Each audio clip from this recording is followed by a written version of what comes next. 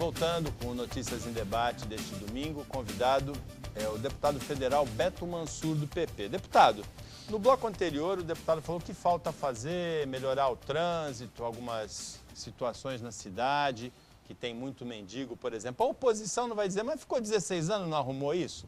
Como é que vai ser? Não, muitas vezes você tem um dia a dia da prefeitura que ela tem que ser mantida. Então, eu acho que o Papa vem fazendo um bom trabalho. Só acho que você, em determinadas situações, você tem que ter uma presença mais constante nessa coisa de você cuidar mais do dia a dia da cidade.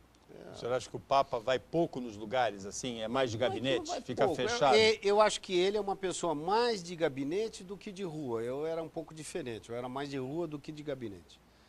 Então, como muitas vezes, quando eu estou em Santos, eu acordo muito cedo, vou correr na praia, vejo aqui e ali, comento com as pessoas, etc., a gente precisa sempre estar dando uma atenção maior para a cidade. Mas tem muita coisa que está sendo feita. Às vezes não dá para você fazer tudo, porque falta recurso, etc.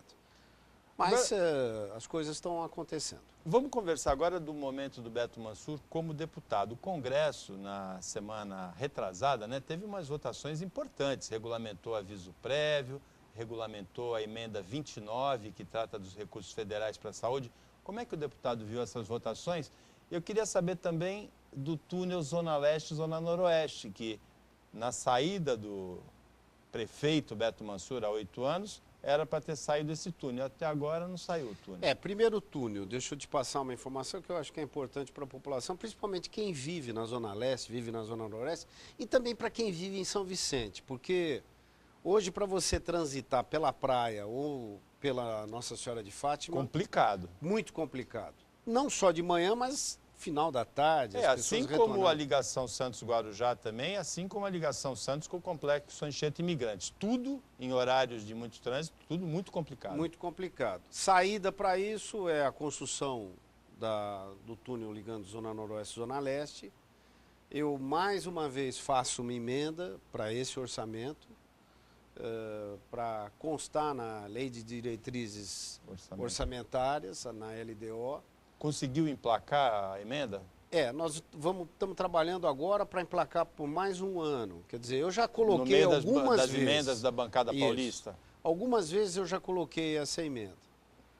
Mas aí é uma opção, lógico, também do Papa, de querer fazer e tal. Outro dia ele até foi publicado no Jornal da Cidade um planejamento de obras, etc., e estava finalmente incluída a ligação Zona Noroeste e Zona Leste. Tem que ser feito esse túnel, de algum jeito. Obrigatoriamente nós vamos ter que fazer, porque essa ligação é necessária.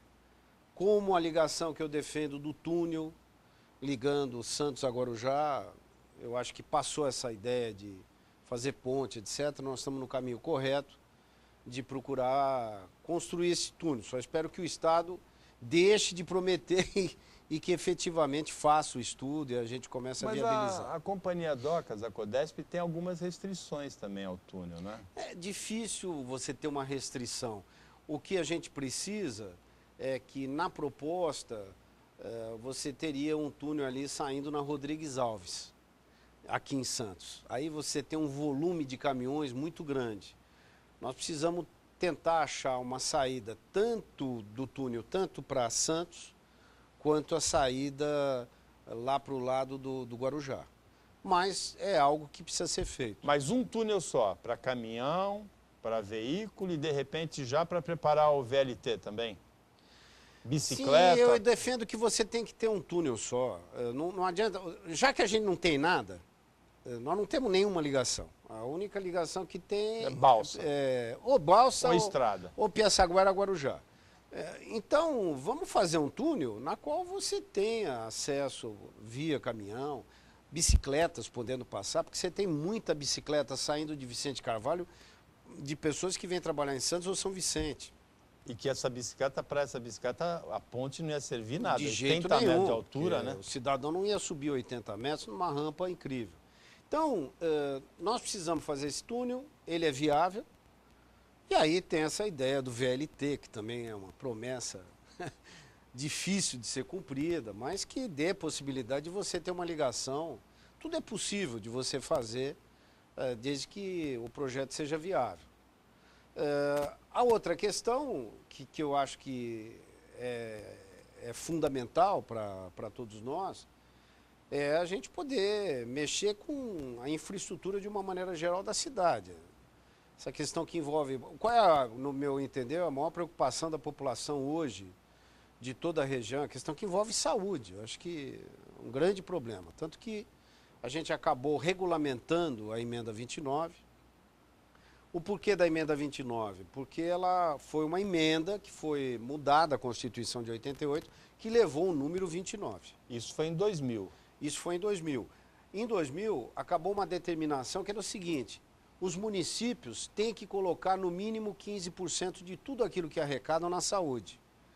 Os estados, 12%, e a União colocava um determinado dinheiro, e ainda vem colocando, em que se calcula o crescimento do produto interno bruto, e aí vale para o ano seguinte. Por exemplo, 2009 colocou X. No ano de 2010, teve lá 4% de aumento do produto interno bruto. Calcula esse X mais 4%, foi o que está sendo aplicado em 2010 ou 2011, por exemplo. E aí nós aprovamos essa emenda.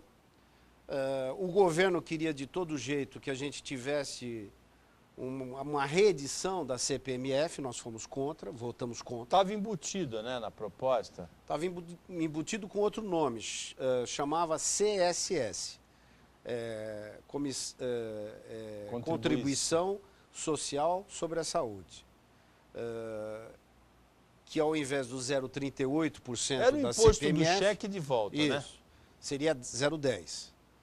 Nós votamos contra isso. O governo vai ter que fazer suas economias e aplicar dinheiro na saúde.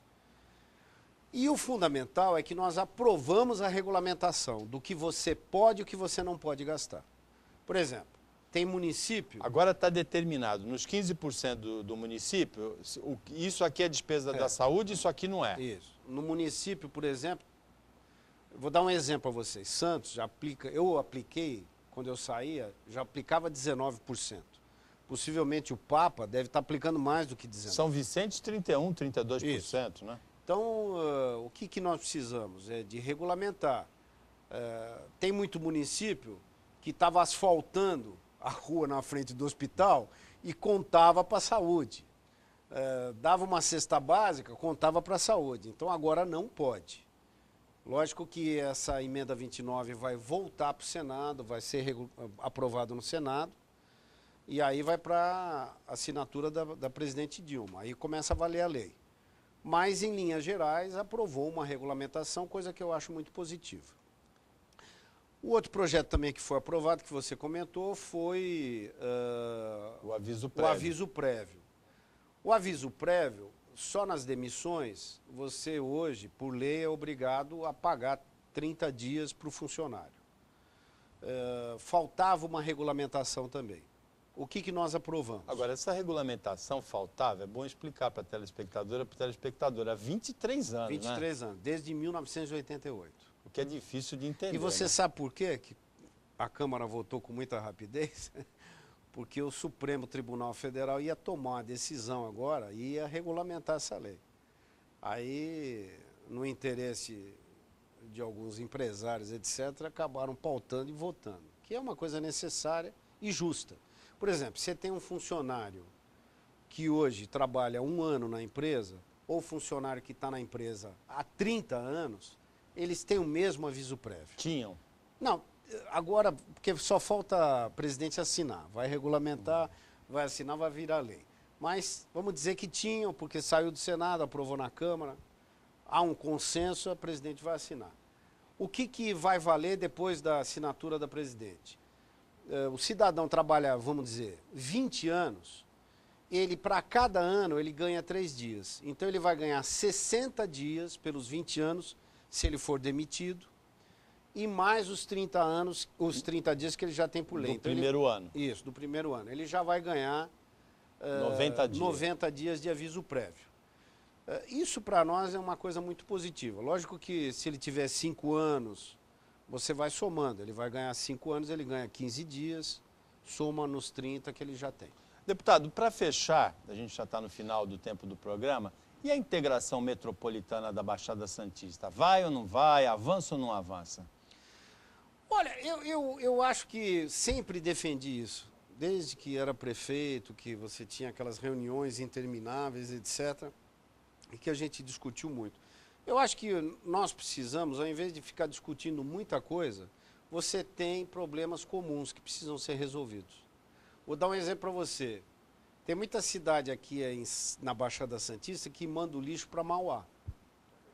Todo o lixo produzido dentro da Baixada manda para Mauá. São Vicente, Praia Grande. Coisa que poderia ter uma integração grande para você ter destinação final, ter uma grande usina com produção de energia, etc. Até isso não se consegue. Só estou dando um exemplo. Aí você tem transporte, você tem saúde. Eu sinto que se a gente pegasse coisas específicas, temas muito bem definidos, poderíamos resolver esses problemas em conjunto. Às vezes a gente quer discutir tudo e não consegue resolver nada. Esse é o grande problema da região metropolitana. Se tivesse que escolher uma questão para começar, qual que o deputado escolheria? O lixo, o transporte, a saúde? Eu escolheria a saúde, que eu acho que é coisa fundamental. O que a região precisa? A região não pode somente concentrar em Santos, muitas vezes, um atendimento secundário ou terciário. Eu acho que a gente precisa também dividir um pouco. Você ter centros de especialização em determinadas cidades. Te digo, por exemplo, se você tiver na Praia Grande um grande centro de atendimento ambulatorial, você pode atender Mongaguá, Itanhaém, Peruíbe e todo o litoral sul. E aí tem uma grande cirurgia, tem uma coisa mais complexa, vem para Santos. Eu acho que se a gente tiver um atendimento em toda a região da Baixada muito bem dividido, a população será melhor atendida. Deputado, obrigado pela participação. Notícias em Debate. Boa sorte aí na continuidade da carreira política. Obrigado. Muito obrigado a toda a equipe e a você que acompanha a gente mais essa edição. Até domingo que vem, nesse mesmo horário, se Deus quiser, e uma ótima semana para você que você merece.